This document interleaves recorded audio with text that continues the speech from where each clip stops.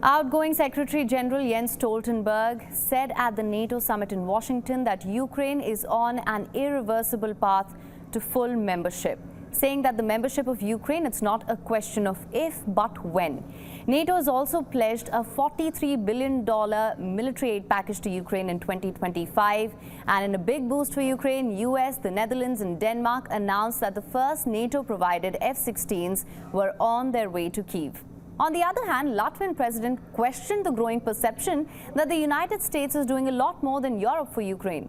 To discuss all of the developments, we now have with us Dr. Sergei Sumleny, defense expert and director of European Resilience Initiative Center. Sir, thank you so much for joining us on WION. Thank you so much for having invited me today. Sir, Ukraine is on an irreversible path to NATO membership. These were the words of the Secretary General. What do you make of the statement? Well, it's a good statement, of course, and it sets the way for NATO-Ukraine cooperation. The problem is that these words, they should have been heard years before, and now we should already have much more intense negotiations about Ukraine's accession into NATO.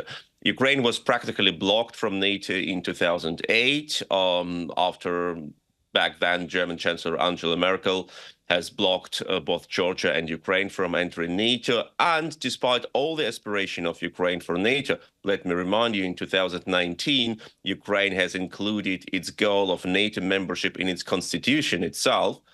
And despite all this aspiration, until this large war, the Russo-Ukrainian war, the doors practically remained closed.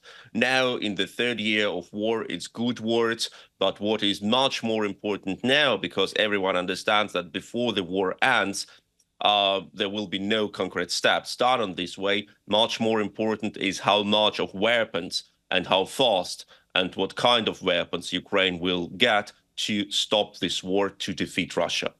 Sir, in fact, I was going to come to this, and my question was, why is NATO not putting forward a peace plan for Ukraine? Do you think that aid support for Ukraine, that will prove to be effective in this war against Russia?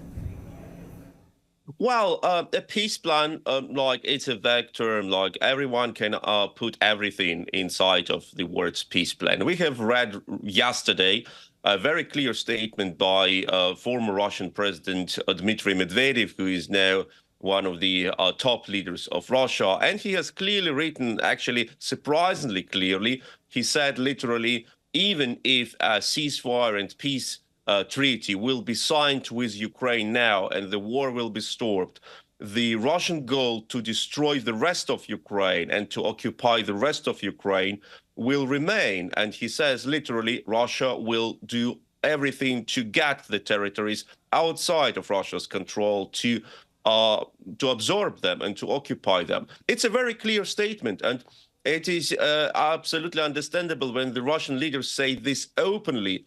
What do they do about what they do not say?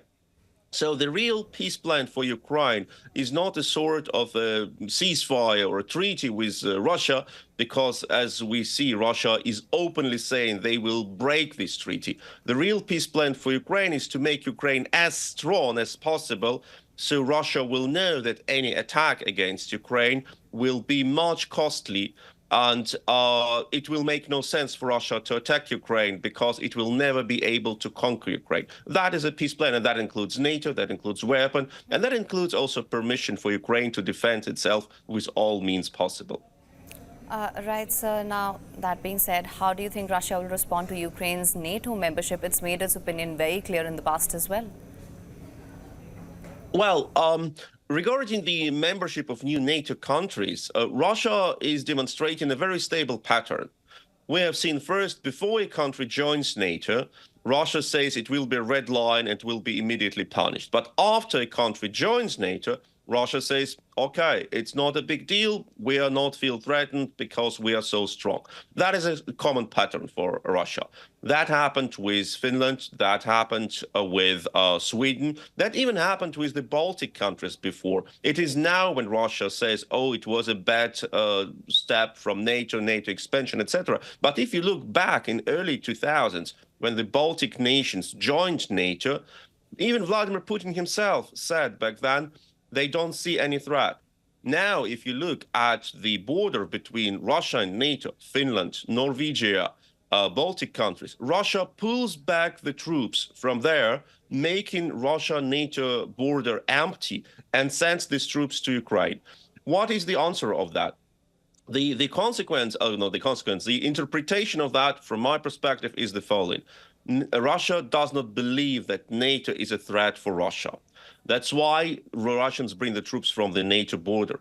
What Russia wants that bordering countries are not being protected by a powerful alliance. Russia wants that countries remain neutral, remain without any alliance, outside of any alliance. Then Russia can attack them or threaten them with the attack, using this neutrality status as leverage. That's why Putin wants all neighbors to be neutral, not because he feels to be threatened by NATO, but because he wants to have leverage against the nations. And as soon as Ukraine joins NATO, the same miracle will happen like it happened with Finland, Sweden, or the Baltic states. Russia will suddenly say, okay, we don't see any threat here, because there is no threat from NATO. All right, sir. Well, you also heard the comments by the Latvian president, who questioned the growing perception that the United States is doing a lot more than Europe for Ukraine. How do you assess that? Well, there is a very unfavorable and sad discussion within NATO. Who is doing more for Ukraine?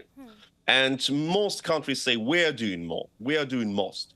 And every country in their own perspective is right. The US says we are doing much more than others. In absolute numbers, yes, they do. Germany says we're doing most. If you look the numbers of macroeconomic support for Ukraine, yes, Germany does the most.